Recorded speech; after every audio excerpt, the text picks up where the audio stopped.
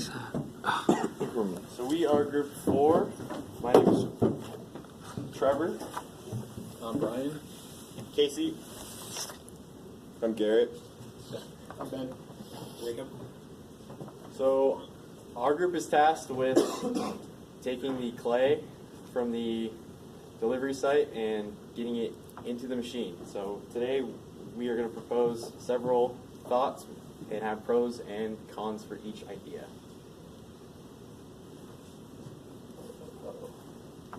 So as the raw material feeding team, we wanted to give you a pretty good idea of how much material is going to be needed per hour to produce 15,000 bricks in a day, and that's your 4-inch by 4-inch by 10-inch brick.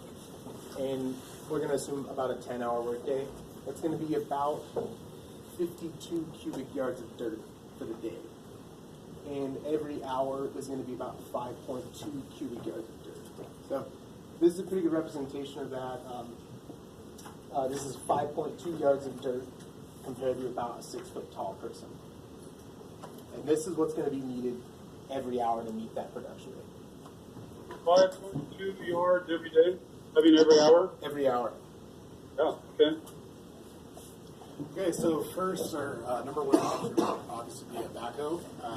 Some of the pros behind this would be it's extremely portable, it's versatile, so it can do other heavy lifting on site. It will reduce worker fatigue, and it has the ability to increase worker production.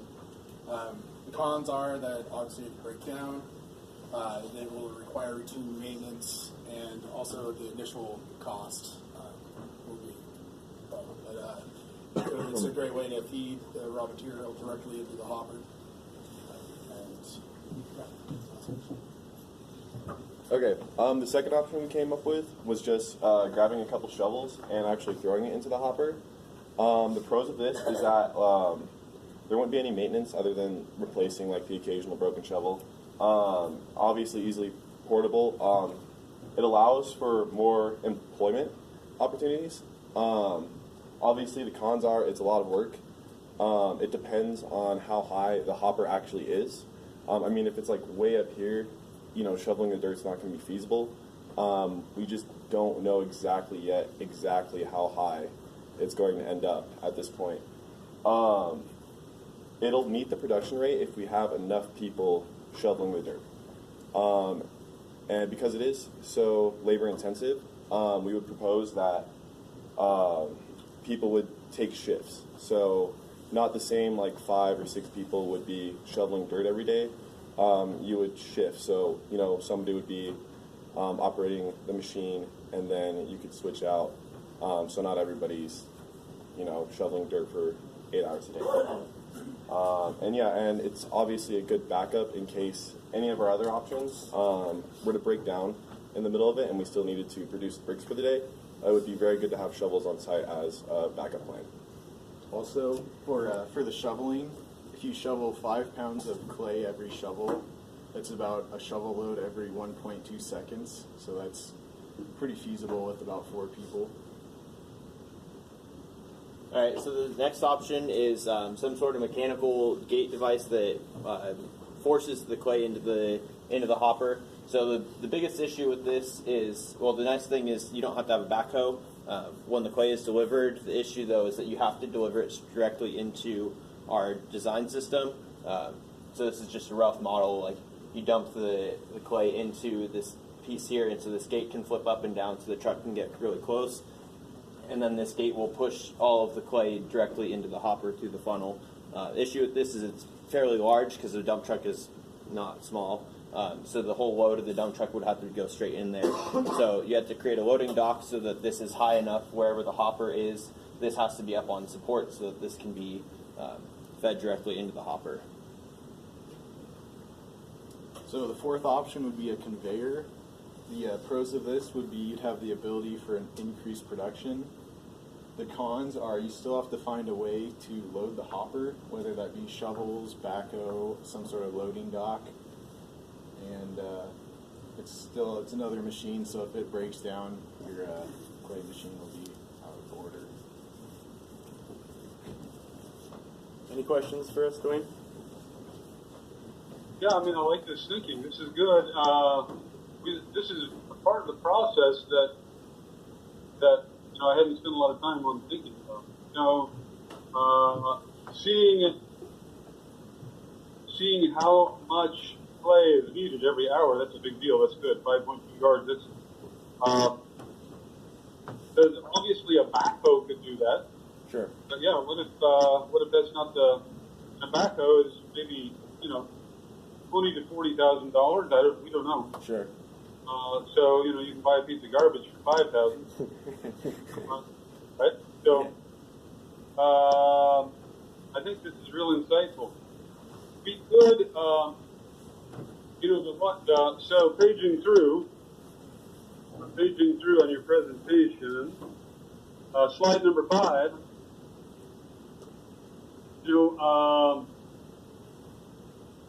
One more? No, looking at slide number 5 with the gate with a loading dock or whatever. Okay. That intrigues me a little bit. Oh, there we go. Okay. So that intrigues me. Like, so if the dump truck dumps 10 yards, let's say, every time he dumps 10 yards. That's scary. That means that's only 2 hours worth of work. If he's dumping 10 yards, what could he dump that on? Or could he dump half of it?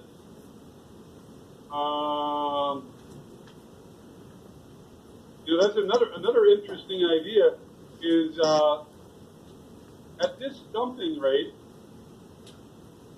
that'd be, I was going to say, could you just hold the dump truck there for an hour? Kind of a thing. So he literally, backs up a ramp above the hopper, and he feeds the hopper out of the dump truck. And when he's done, he goes off to get another load. And in the meantime, another dump truck, because this is all subcontractors bringing this in. When he's done, another dump truck just backs in up on the ramp or whatever he needs to dump on, and then he dumps his, which would be kind of maybe what you're thinking here a little bit. Just kind of a sliding trough. Yeah, we weren't sure if we could keep the dump truck there, so that's the idea of it. Just dump all of this, and this would do the same thing as the dump truck. Just kind of slowly feed the clay into the hopper. Yeah, I think the conveyor belt, we're going to run into the same kind of labor considerations that we do just with the other. Sure. And the backhoe might end up being, something that we have to do. It's just going to be the expense of buying a backhoe, potentially. Okay. What do you guys think? Yeah, I think we came to the consensus that either a backhoe or some sort of way to keep the dump truck there, feed it like a dump truck is probably our best option. If all else fails, we just have manual labor. The thing about a backhoe too is you can have a stockpile of clay and then continuously load that pretty easily outside. Yeah, that way if your dump trucks don't come for the day, then the backhoe has a stockpile. A big load. pile, to work with. No. And if the backhoe breaks down, at least we know we put 4 guys on this, and we'll rotate guys, and so I mean that potentially that could work. So in that case, we would have the dump truck come in and dump close to the hopper, potentially. So that's possible. So how wide is the back of a dump truck? Standard dump truck is about 8 feet. So do we need to take that into consideration when we consider the top of the hopper, or should we make a funnel adapter for the top of the hopper? Yeah. That if we're going to load with the dump truck, we just attach that thing on the top of the hopper and he backs in, and it just kind of. Yeah, it's definitely something we can consider. We would have to maybe consider that. Yeah, absolutely. If the backhoe bucket's about the same width as the dump truck, then maybe we're coming up with kind of something. Either that's the measurement of the top of the hopper. I think we talked about that last time, or we create some kind of a device that we attach if the dump truck's bigger than the backhoe or whatever. So, yeah, I like this. Okay.